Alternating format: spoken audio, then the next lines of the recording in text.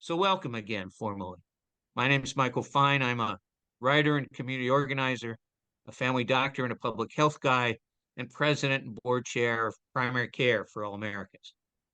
Thank you for joining us. Thank you to everyone from now 28 states in the District of Columbia and about 210 different zip codes for building a movement and a healthcare system for the United States that is for people, not for profit, and starts by providing primary care to everyone in every American neighborhood and community.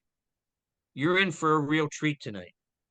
Dr. Jewel Mullen is a dear friend and a real public health hero, someone who served this nation in all capacities, from being a doctor at a community health center to being the highest ranked physician in the United States government. She really gets how things work and too often why they don't work. And has had a lifetime of work trying to make things better, and to make things better for everyone. She understands better than anyone how communities have to take charge of their own healthcare, because only communities care about the people who live there. That other people may be well-meaning, but only communities that help people work together can create optimal and equal health for all of us. Please stay on at the end while our board joins Dr. Mullen. We'll be talking about how you can bring primary care to everyone in your own neighborhood and community. It's now my great pleasure to introduce our moderator for this evening, Dr. Gabrielle Yaru, and to thank the Zoom Committee of Primary Care for All Americans, which organized this Zoom, to thank Dr. Mullen coming to us from Texas, and to thank all the presenters, and John Wright, Brian Kaiser, and Patty Armstrong, our ACE Zoom producers. Dr. Yarrow, take it away. Good evening, everyone. Thank you all for being a part of PC4AA, Primary Care for All Americans, where together we are building a movement to provide healthcare for all people. Healthcare for people, not for profit, in every neighborhood and community. Bienvenidos a nuestros amigos y colegas de habla hispana. Los subtítulos en español están disponibles en los subtítulos ocultos. Nuestro sitio web también ha sido traducido al español para que pueda obtener más información sobre nuestro movimiento. Tonight, we are here to both teach and learn from each other. We encourage you to ask questions, put them into the chat, and we'll have time at the end to answer as many as possible after we hear from our keynote speaker, Dr. Jewel Mullen. Before that, we have asked Wendy to tell us about her experience with healthcare. Hi, Wendy. Can you tell us where you're from and share about your experience? Sure. Hi, everyone. My name is Wendy, and I'm from New York. I've been in the medical field for over 25 years and have worked in roles from front-end staff to administrative, and have always seen the difference in patient outcomes when a patient has a relationship with their primary care doctor. Patients are more compliant. Patients have, Patients are more compliant, engaged in their care, and trust their clinician's opinion. This was especially evident during COVID, when many patients didn't trust the CDC and FDA when the vaccine became available. So they called us, their PMD, for guidance and reassurance on the vaccines. I came to experience how a relationship with a primary care can impact you personally when my mother got diagnosed with scleroderma in early 2020.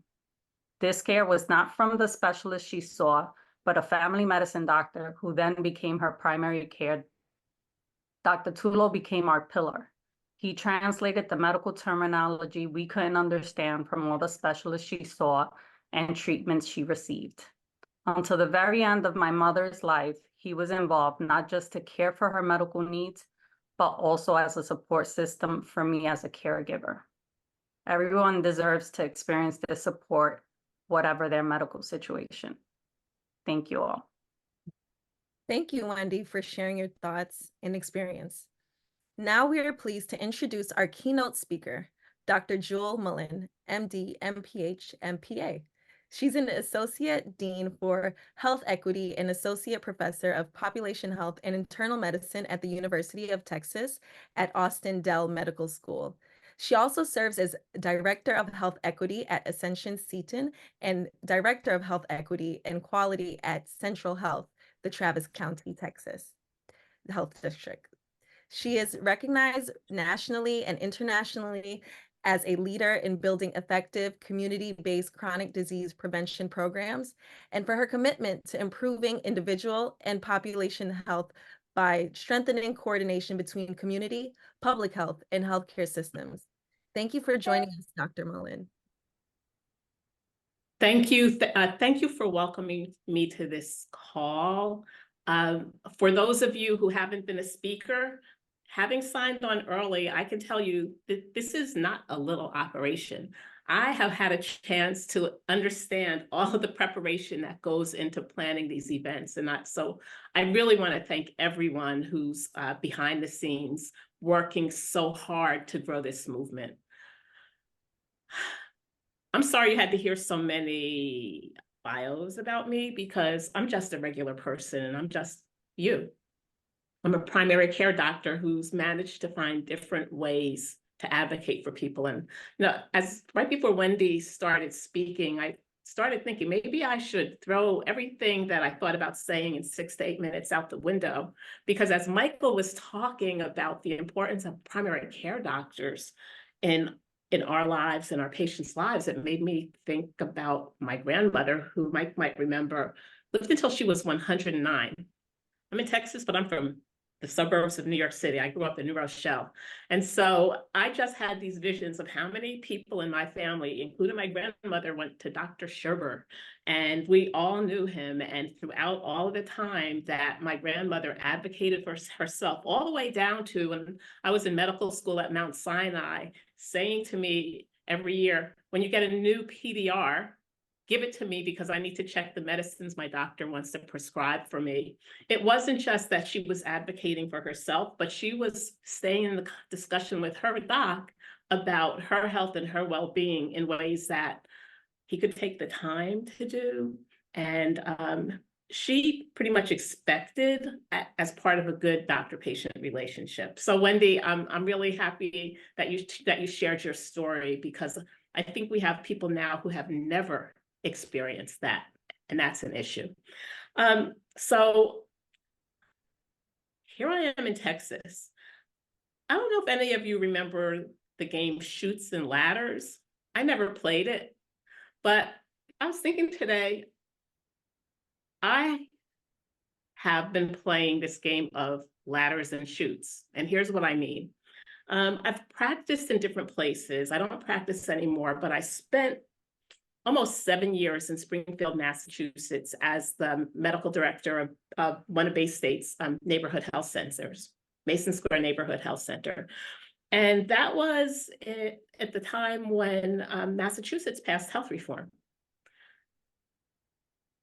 I left shortly after the law was passed to go to the Kennedy School of Government, because I had decided I wanted to go into policy. After years of being a medical director, realizing how much we needed to be at the table more to be able to advocate for doctors and patients, particularly to advocate for primary care and public health. And I thought that given my other experiences in public health and medicine, I could go and be at the tables of influence on behalf of not just our patients, but on behalf of all of us who are trying so hard to give people what they need to be well.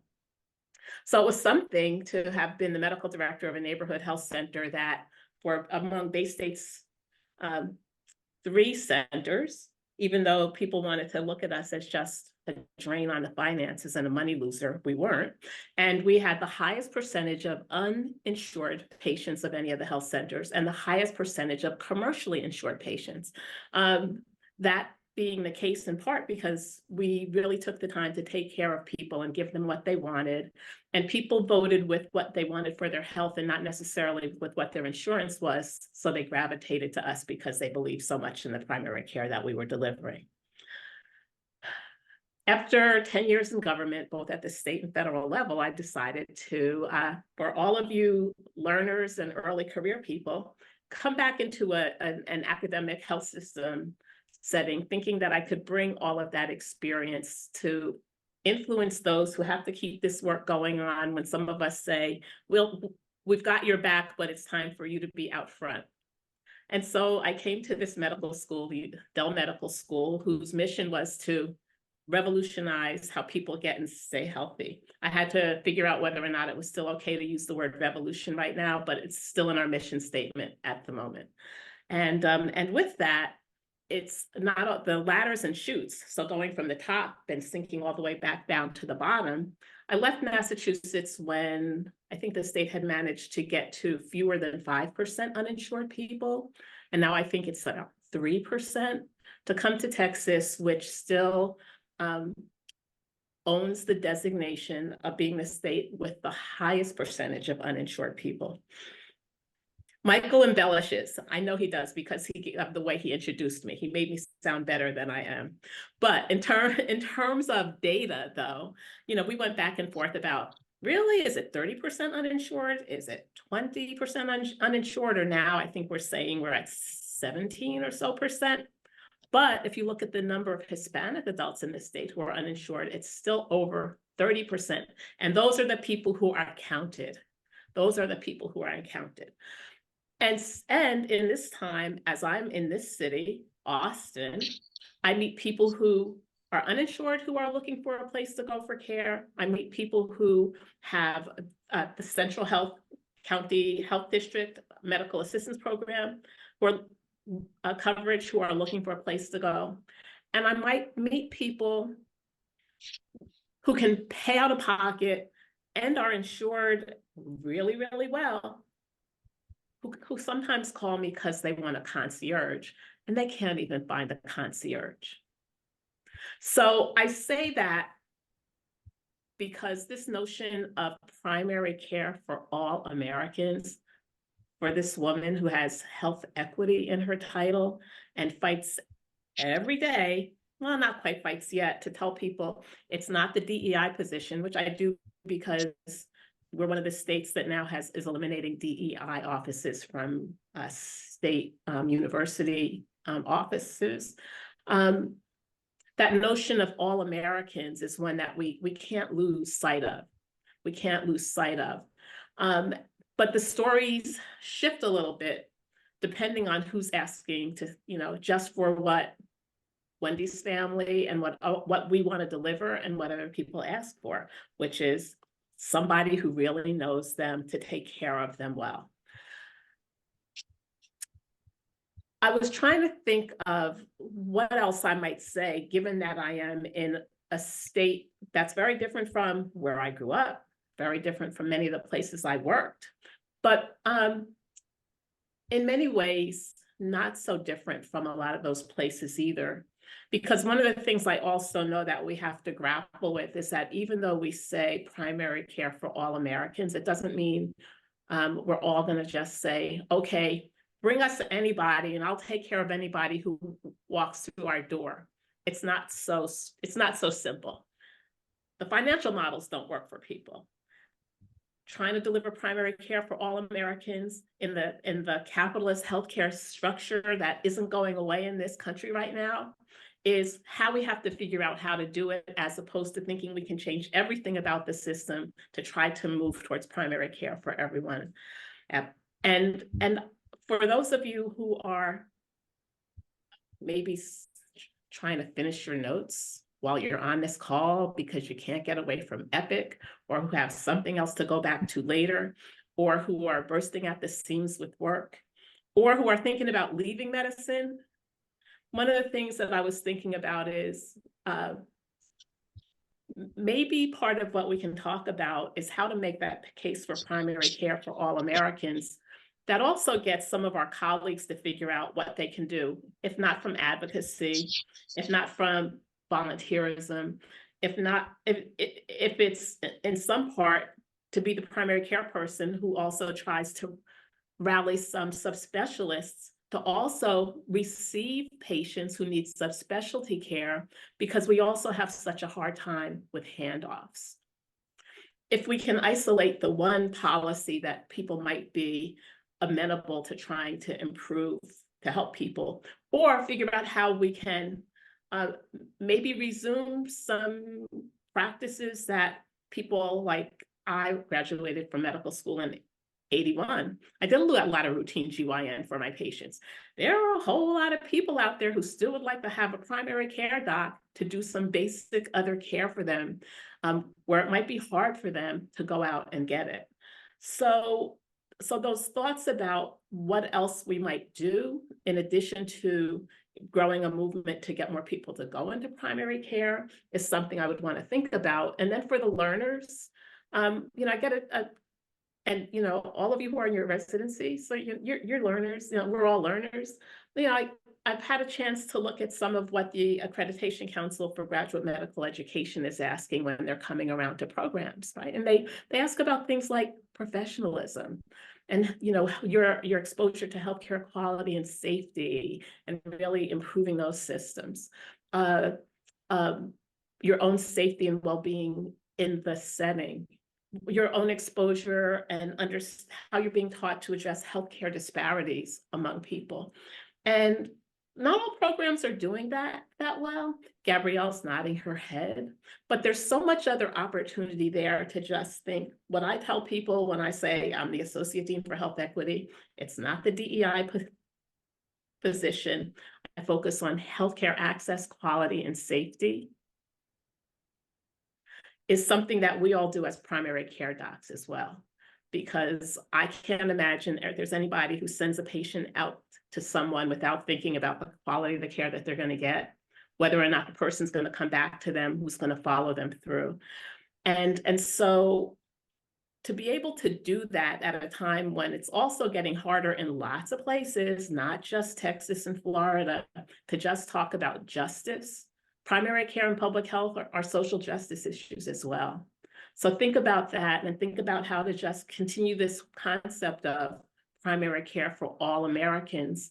I will tell you, one of the ways I'm going to do it with my students who might be worried I could break the law with my language is to ask them, what's the definition of all? And if anybody comes up with an answer other than everybody, I'll let you know. I think I'll stop there. Thank you. Thank you, Dr. Mullen. Do you have a question for Dr. Mullen? Please post it in the chat and we will answer them in a moment or later on our social media pages. While you submit your questions, let me introduce you to Dr. Aliyah Shafi, my colleague at Jamaica Hospital, who will remind us of why this work is so important to us. Hi, everyone. Primary care is an essential service. When everyone has primary care, we can stop the spread of hepatitis C, HIV, eliminate colon cancer, and save 100,000 lives every year. To do this, we need a zillion more nurses and doctors and other healthcare professionals from communities so they can care for people in those communities. And that means we need to stand shoulder to shoulder with our students and our residents and change things so young people from our communities aren't pushed out of healthcare by huge loans or by training systems that asks for superhuman effort and provides inadequate support. When we say primary care for all, we mean everyone. When everyone has primary care and when communities can get primary care from doctors and nurses who are a part of the communities they serve, the health of our nation improves as our communities grow stronger. Our movement starts with you. By joining us tonight, by learning about how communities can provide primary care to everyone, and by bringing someone new back each week, we'll build this movement together. Together, we can make sure that everyone in the United States receives equal health care and get equal health, regardless of where they live, how much they earn, what community you come from, or what you look like. Come together for this Teach In, Learn In. We are that much closer to bringing primary care to all Americans. Together, we can build a healthcare system that is for people, not for profit. And yes, we can provide primary care to all Americans in every American neighborhood and community. Now let's get to your questions. Patty, can you share some of the questions from the audience? Absolutely. Thank you, Dr. Yaru. And thank you, Dr. Mullen, for those encouraging words to all of us. We are open to asking a lot of questions. I have a few questions here myself.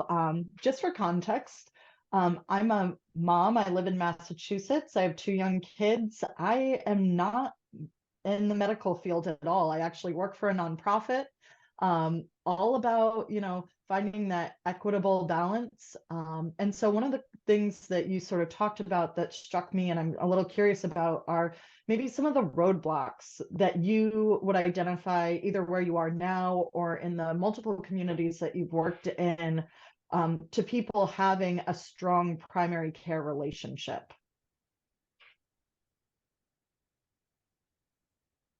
So here I go dating myself. I wish I could see the whole screen. How many of you have given into calling yourselves a provider? No? So that might not answer the question, but one of the things that I really do is still stand up for medicine and primary care as a real profession. And for as much as I think team-based care is important, for as much as I think the role of advanced practice practitioners is important, I started working with PAs and nurse practitioners when I was in medical school. They're not our replacements, but they're really integral to the team. So there are a few things that I think are problematic, and some of them I think have come along with becoming employees of systems that haven't learned how to really be patient-centered in the ways in which they want to communicate with us in the first place. So I try to strike this balance between knowing that for some people, if they can get an answer in their EHR, they're happy for something, but that we can't have too many roadblocks for people to actually be able to talk to someone who, even if it's not the doctor right away, feels like they actually know them. So, even when as a medical director, we shifted to just to really creating teams so that there would be this sense that we could huddle and we would all know and people would know that even if they couldn't reach us, there was someone affiliated, one affiliated group who they could rely on. The other thing I want to say, though, and especially being here, one of the things that I have been pushing hard for in a city that's 7% Hispanic, but where the language access needs also beyond Spanish need to accommodate many people who speak Mandarin, Urdu.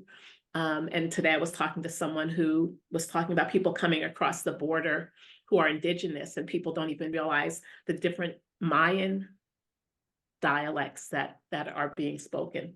That another problem is that we don't offer enough communication modalities. I don't think I'm just dating myself when I say you can't always do it with an iPad, but I would be interested for all you trainees, for example, at like Jamaica Hospital or anybody else, how much interpretation service can be done virtually as opposed to with someone in person.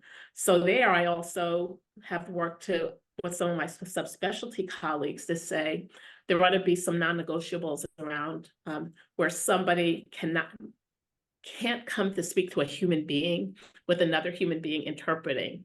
For example, in the oncology setting where somebody is reviewing diagnostic results or talking about a cancer treatment plan. The last thing that I will say is I've been really trying to push people to consider why it is they say to me, everybody knows it's a problem, but nobody talks about it. Because there are these other, oh, you can relate to that, Patty? A little bit. Right.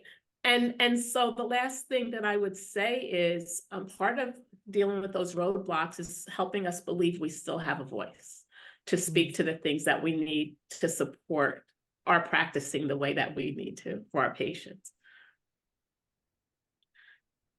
That sounds like a lot of work, but doable, right? It's something that, when we engage in the process, we can really start to make a difference. I have more questions that I'd love to ask you, and I see a few more questions came through. But before we get to those, we'll actually have a team that looks at them and answers some on our Facebook and LinkedIn pages. So feel free to hop on those social media sites, follow us there. I want to thank you again, Dr. Mullen, for sharing your insights. We will have some time actually at the very end of this for some more questions and another few members of the board of PC4AA to come on as well. Dr. Fine. Thanks. And Jewel, I don't know how to thank you enough. You continue to amaze me. And I don't know how to thank enough everyone who's on tonight. We're trying to do something crazy huge. The notion of building a social movement like the abolitionist movement or the movement for women's suffrage or the civil rights movement or the anti-war movement, it's almost too big to think about. We have to put up work groups in 25 communities just to get started. We need to put up work groups to explode the number of health professionals we're training in every single state. People have no idea how desperately underserved we are for primary care professionals of every sort. We need work groups to be able to, as you heard, stand shoulder to shoulder with students from our communities to remove their burdens and their roadblocks, so students from all those communities are free to learn and free to come back home and free to care for the people who cared for them and to pay it forward as part of what we all do together. And, we all know, it's hard to talk about, but we all know that we are kind of up against folks with something to sell, people who are taking something like $2 trillion out of our communities. And they're not just going to go away because we say pretty please, but they will change if we can kind of outsmart them. Outsmart them isn't the right word. If we can do this, if we can build this movement, if we can really get primary care to everyone, they will change and become our allies, not our enemies over time. But that really means building this healthcare system for every single person from the ground up, community by community. And that's why we so desperately need all of you. And not only all of you, all of everybody you know, and all of everybody they know. And so in order to build this movement, we need to keep doing this, to keep coming to these Zooms as community building, and then to get these work groups started so we really get going and change the reality on the ground. Healthcare impacts all of us. But when we work together, there's really nothing we can't do. So please help us reach out to colleagues, family, and friends and build this movement. And again, to Dr. Mullen's basic point, this isn't a Republican thing, and this isn't a Democratic thing. This is an American thing. The cost of healthcare affects all of us, and more important, we're the public in public health.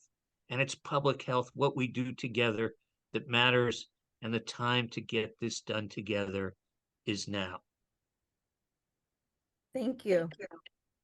We encourage everyone to find someone new to get involved in this impactful movement to our next Zoom meeting on March 5th. Our speaker is Dr. James McDonald, Commissioner of the New York State Department of Health. We have a special emergency Zoom meeting tomorrow at 8:30 p.m.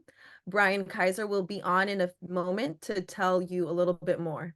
Register on our website, www.primarycareforallamericans.org.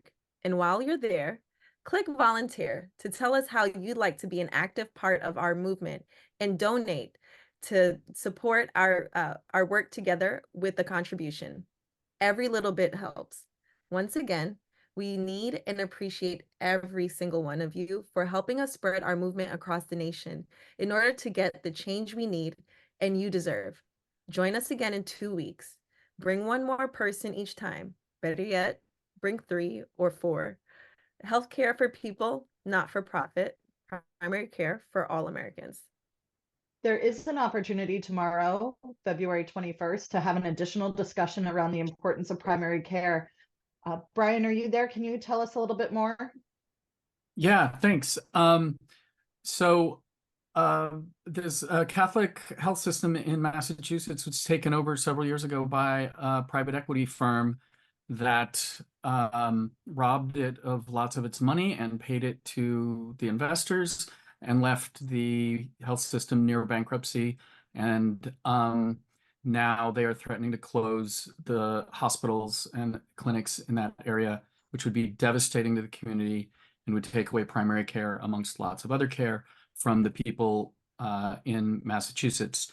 And we are having an emergency meeting tomorrow night to discuss it and to talk about what patients and communities can do when their private equity run hospital goes belly up. There's a lot we can do as members of the community. And that's what we talk about here, how communities can bring primary care to take care of their own communities. So please join us if you can tomorrow night at 8:30. And if you're on our mailing list, you should have received an invitation to that. Thank you so much, Brian. My community is one of those that is being impacted by this, and I know the importance for everyone who lives here in that. So thank you all for being a part of that conversation. We do want to hear from you, so please take a minute to complete our survey. We want to keep improving these Zoom calls. We want to make this impactful so more and more want to join. If you would like to join us, speaking of joining, we'd love to have you talk with members of our leadership team and Dr. Mullen to stay on our call. Board members of PC4AA will stay on to hear your feedback, help us grow as a community. Thank you, everyone, and see you on March 5th. Now, any questions from the group as a whole? Patty, do you want to pick up one or two more from the Zoom? Absolutely. Let me scroll up So while here. Patty's waiting, I'd like to ask Dr. Mullen a question. What are we going to do to motivate our young people to want to get involved in primary care and join this movement? And how do we get them to understand what kind of crisis we're in right now? Part of that is going to be getting in the way of the people who demonstrate for them that the crisis is primary care and that they should stay away from it because it's such a hard field. And I say that because our learners, and you guys tell me if you're feel differently, the family medicine residents might have a different experience. When most of your training is in the hospital, you don't really get to know people the way in their whole lives. And you don't necessarily get to, I think to Dr. Bressler's point about life course, you don't really get, even taking a patient history isn't what it used to be. You don't really get to know a person across a life course and a family across a life course. So our learners are increasingly subjected to this window of time that is often so focused on what's wrong and not necessarily what's the range of possibilities, but what's wrong. And then what are we going to do about it? And how soon are we going to discharge them? And that might sound so cynical, but that's the way it felt the last time I made rounds with one of the medicine teams.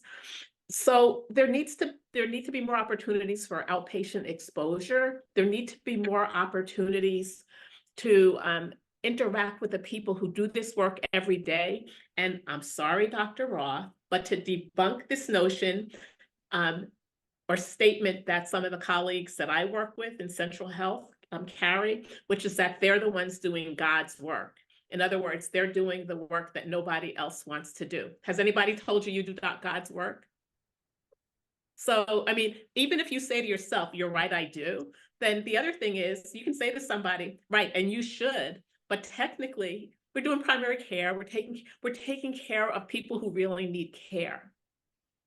So shifting that, just that framing troubles me, because what is everybody else doing?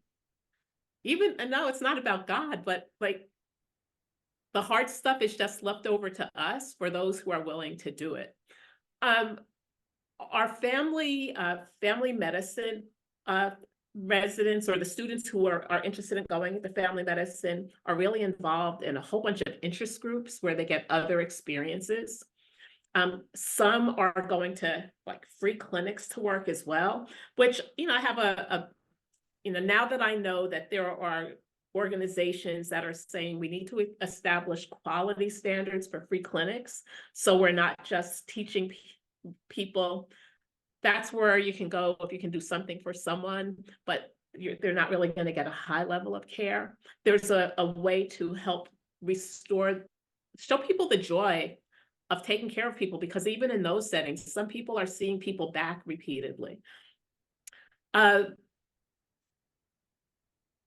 going to throw in this other piece, which is my own bias, and it gets to the question around value-based care.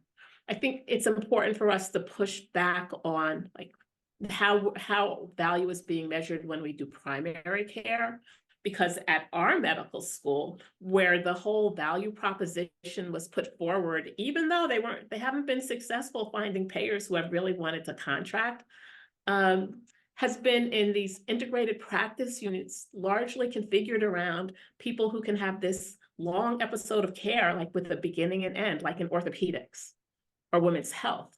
But I would be interested to know whether or not you think that we, for what we do in primary care, can really be measured and incented in the same way that somebody who's going to, do a knee replacement or a carpal tunnel release can. And it's been an extra pet peeve for me, because sort of the godmother of value-based care trained with Michael Porter at the Harvard Business School, and she's not a physician.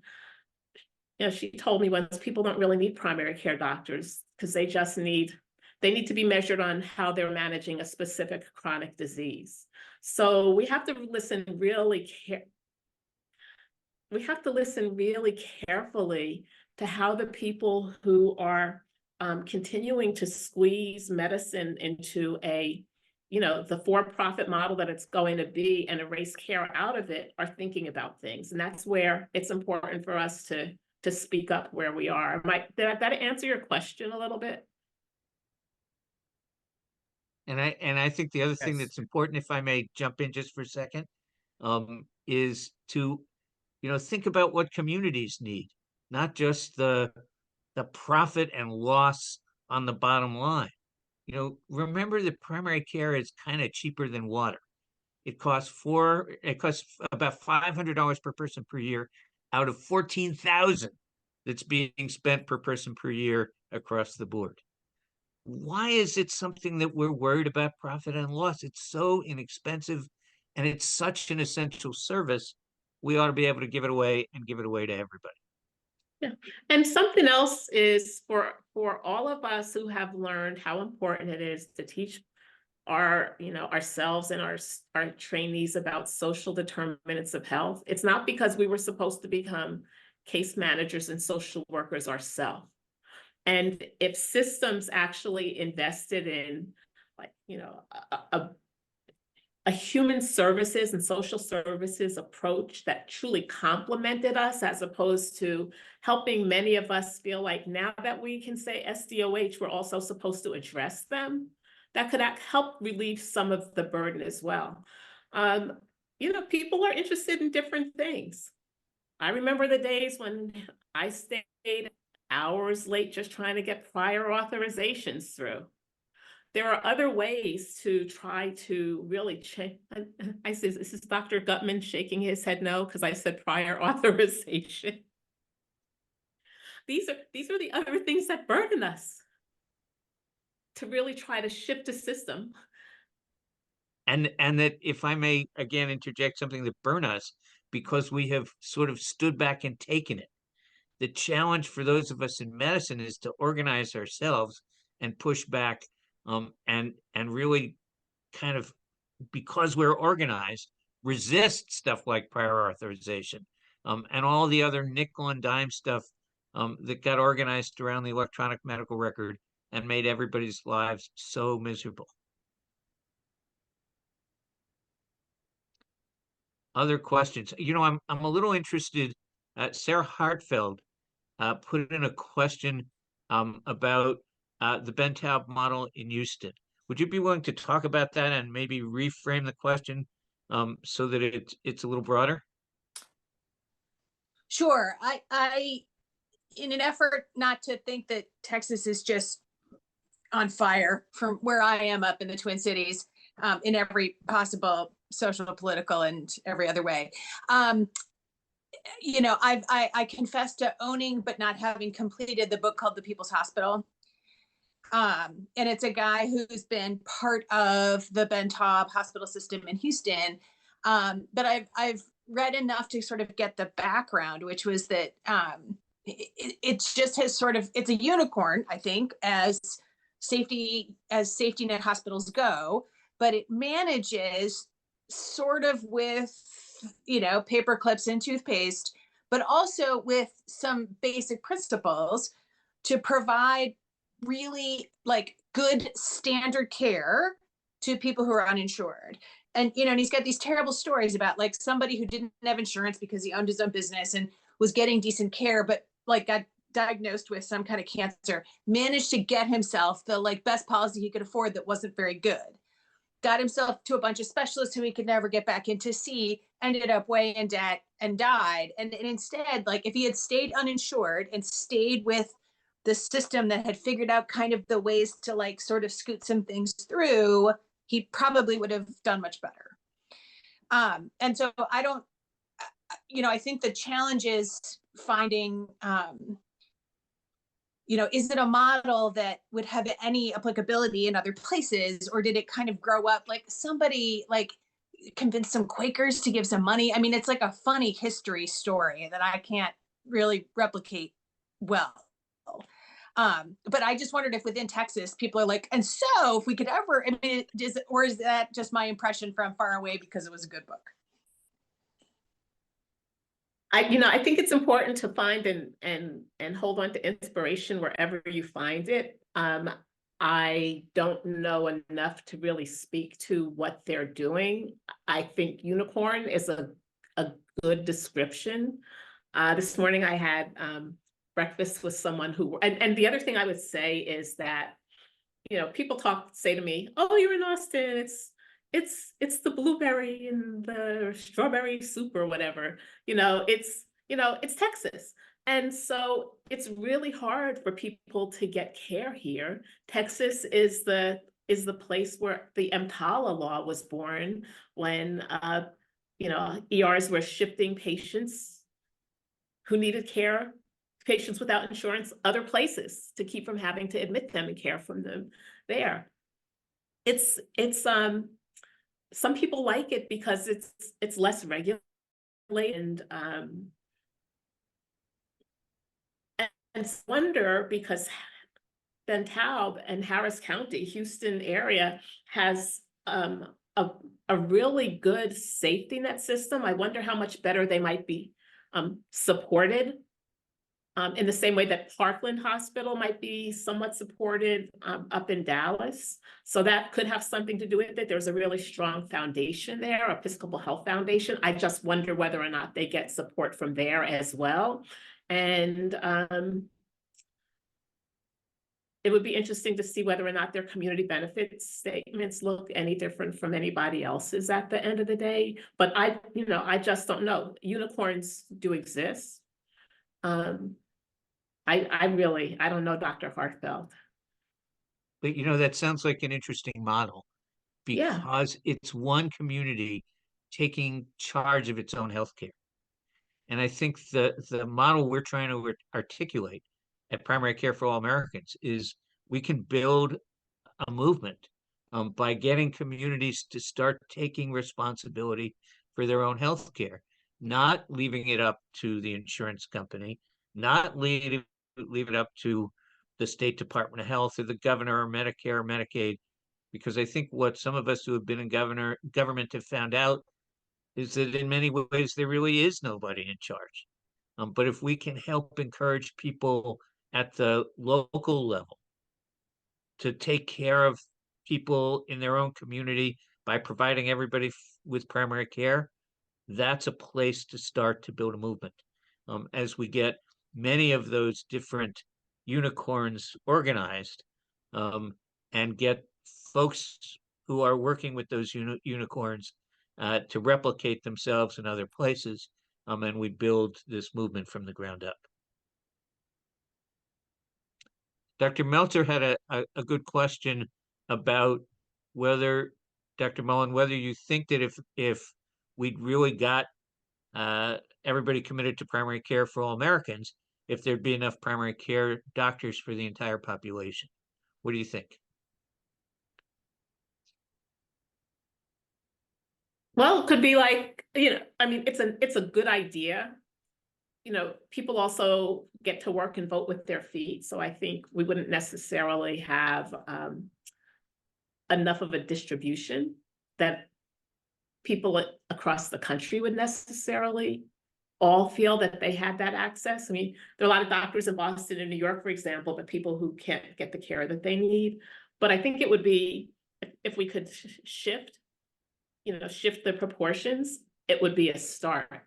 I also think that if the government could give up, if like the HHS and the Health Resources Services Administration could abandon its somewhat anachronistic way of creating and funding federally qualified health centers, that could go a long way. I was in the National Health Service Corps. I did my service commitment at Bellevue back in 84 to 86. And I took care of people who were really underserved, but they had much more access than people who I took care of when I moved from New York to Central Virginia in 86 did. So, to be able to shore that up would also be important, because I also acknowledge that not everybody wants a private doc. Not everybody can get a private doc. Not every private doc is going to take all insurance. Those are just realities too. So it's not just about the numbers, it's about the systems.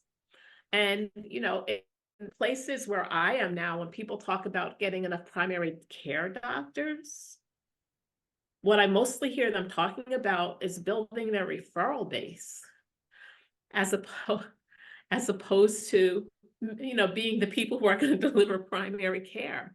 So that's another way to really frame what we don't, and what have we given up? Have we given up something? I mean, and I'm, trained in categorical internal medicine. Medicine has gotten more complex. Training has changed. Have pressures led us to refer more of the kinds of patients we might have cared for? Have liability concerns, or just the complexity of health care and science now? There's so many other issues there. So, would it be easy? I worked at the Yale Health Plan before I went to work at Bay State. So staff model HMO, it was wonderful. I could talk to my nephrology colleague, GI colleague, and others in a group practice. It was a big group practice, and we knew one another's patients. Do we need more of those models again? What do you guys think? Any thoughts? So I certainly think, unfortunately, there's a public perception that, if you have a heart, you need to see a cardiologist, and, get that cardiac cath because it's good for you. I want to go back to that question about, are there enough primary care docs for the entire population? The numbers I'm looking at say absolutely not. That, we have massively underestimated the number of people we need, because, we keep computing how many people we're going to need based on the 43% of the population that has a primary care relationship. Nobody has yet done the estimate of the numbers that are needed to take care of the 57% who don't. And nobody has actually looked at close up and personal what the ideal panel size is. If all doctors take care of 3,000 patients, then we might get more people taken care of, but I think we'll kill most of our colleagues. There's some reasons from the direct primary care movement for thinking that maybe the right panel size is closer to 600, in which case we need hundreds of thousands more primary care doctors. And one of the jobs of primary care for all Americans, I think, becomes really advocating in a state-by-state way to quadruple the number of people we're training across all disciplines of healthcare, so that all our colleagues don't feel burdened by all the work and all the hassle, that we share that work around because there are more people to share it with. Dr. Mullen, do you think there's any option without primary care for all Americans to massively expand the number of people in health professional training? Listening to you makes me think we have to get more specific and to think about segmenting primary care. And here's where I'm going with that. And as I think about, well, we do, a number of our trainees, a number of our students choose primary care. They choose pediatrics more so than internal medicine.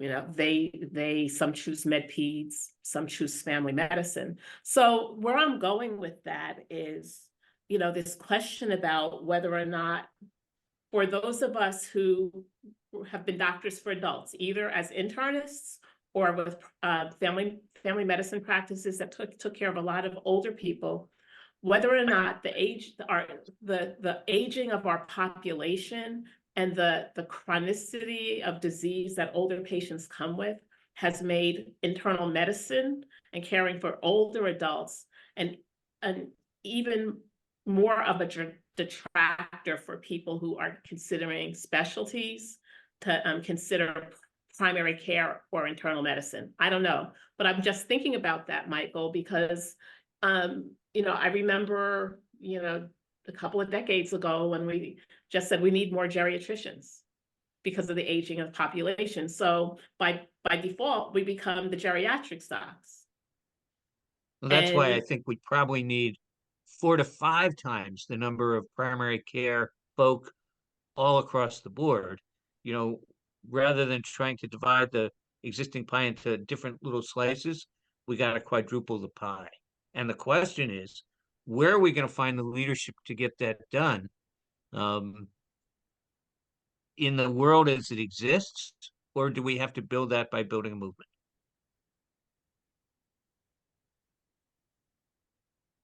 Dr. Fine, you're talking about primary care doctors, and I think I know what you mean when you're saying that, but I'm not sure everybody does. I think we should be talking about primary care providers, because nurse practitioners and physician's assistants can provide a lot of this care. And I think if we're going to find 100,000 new primary care providers, a lot of those people are going to have to not be physicians. What do you think of that, Dr. Mullen? Oh, I think that's really key.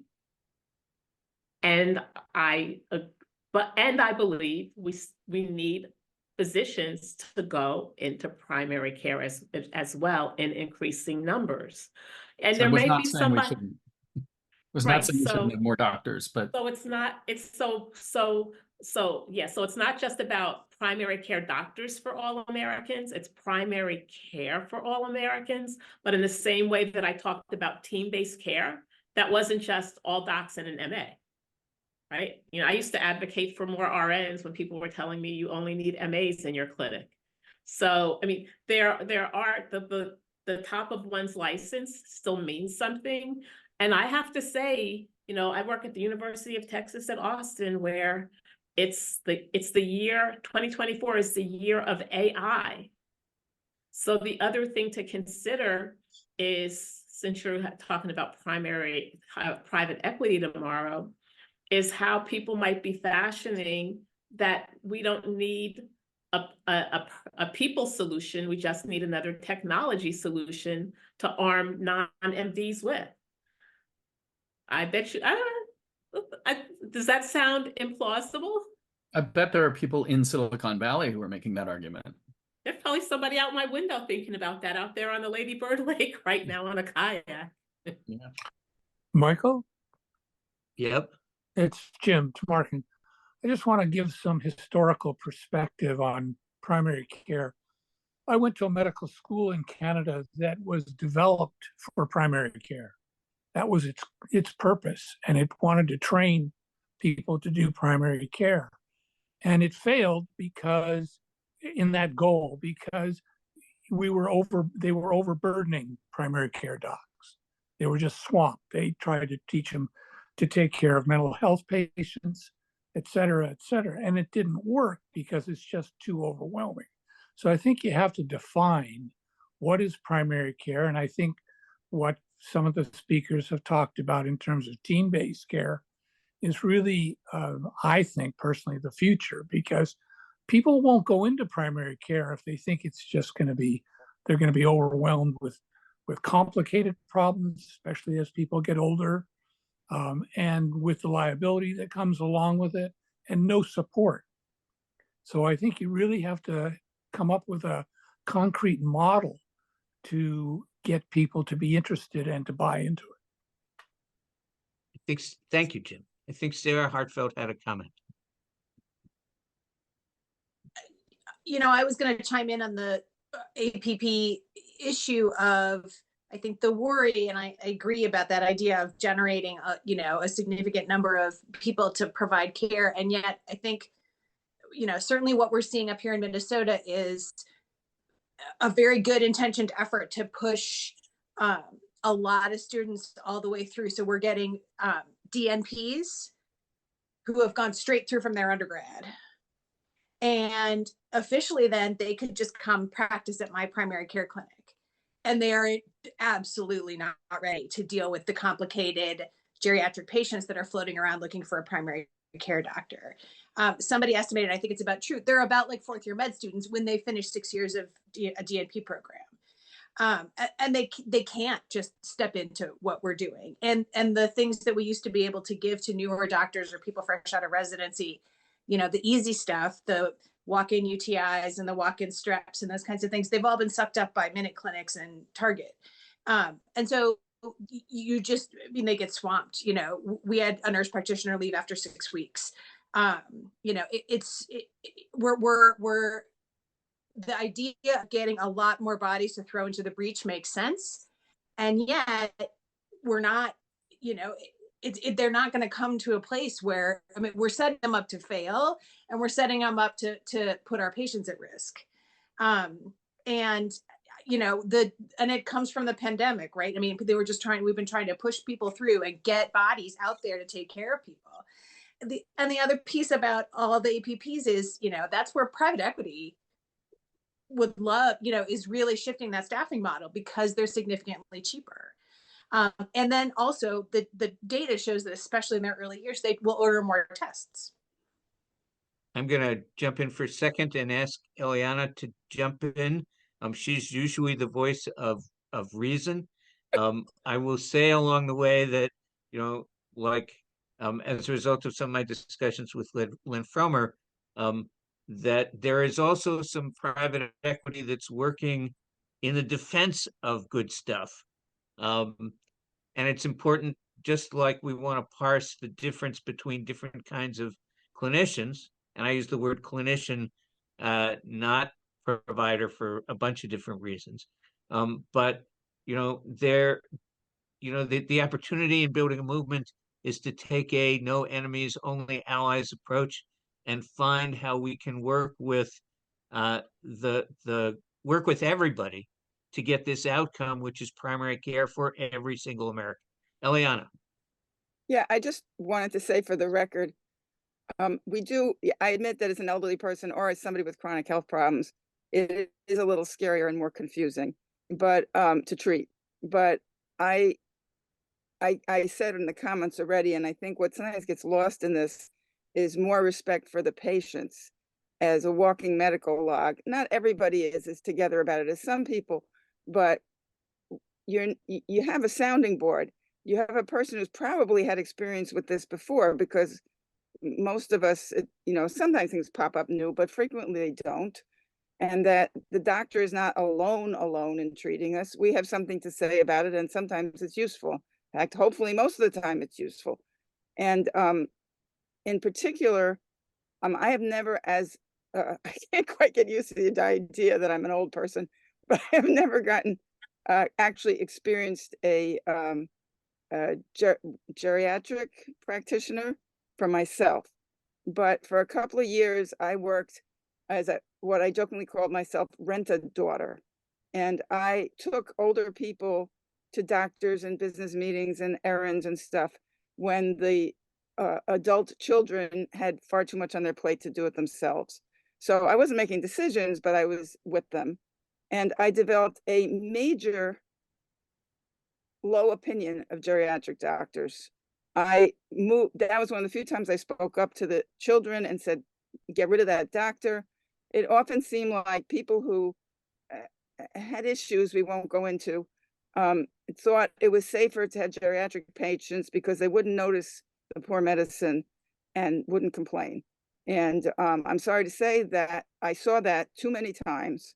And a man who had bowel problems, to his mortification, and had no social life because he couldn't be away from the toilet, went from doctor to doctor until one day I scooped up a sample, marched in and slammed it on the desk. He had an infection for 6 years and had a heart attack on a treadmill, which for some reason they gave him because I don't know. Anyway, I'll shut up. But it's needed. There is a specialty need for older people. But frankly, from my point of view, don't call it geriatrics. Get it a new name and a new training. Thank you. And we're about out of time, Eliana. I don't know how to thank you enough for again being the voice of reason. Wayne Jonas and many others have taught us that this is not really about what you call it. It's about listening, and about people being heard, and having the time and space to do that, and having enough of us to do it, and having communities involved in the process, so that it doesn't get pulled away by somebody with something to sell in the interest of their own profit.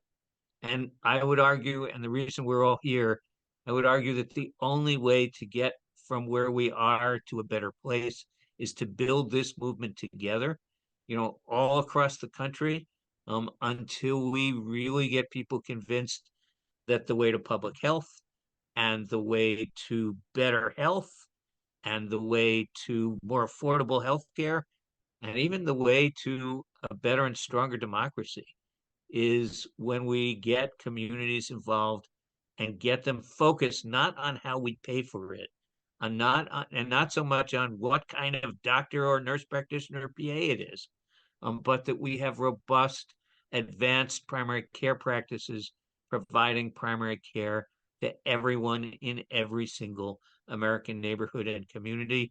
And let me tell you, from a policy perspective, that's a huge frame shift, because we get stuck, like arguing about the little stuff, and we've lost control of the big stuff, which is providing this essential service to all Americans.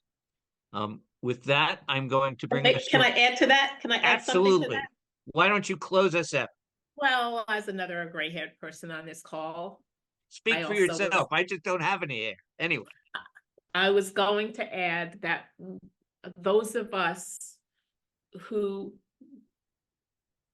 chose to be doctors and still love to be doctors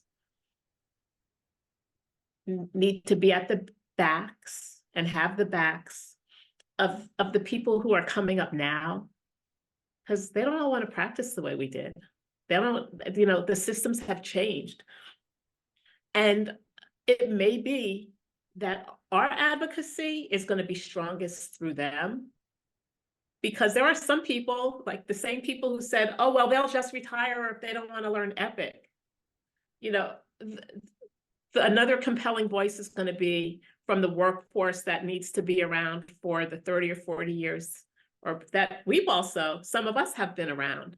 And so that also keeps these conversations really important, because I agree with the specificity of multiple kinds of advocacy that need to take place. Well, thank you, Dr. Mullen, for your kindness and wisdom, from which I always learn. Thanks to everybody else who was with us tonight.